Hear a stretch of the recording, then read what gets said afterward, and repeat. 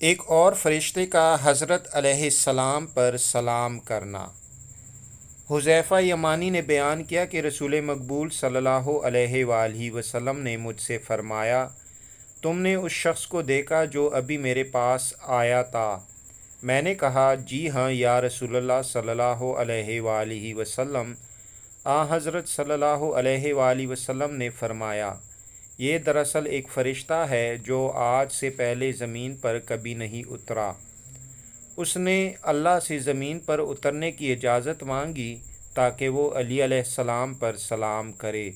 چنانچہ اس نے علی علیہ السلام کو سلام کیا اور اس نے مجھے یہ بشارت دی کہ حسن و حسین علیہ السلام جوانان جنت کے سردار ہیں اور فاطمہ سلام اللہ علیہا جنتی عورتوں کی سردار ہے۔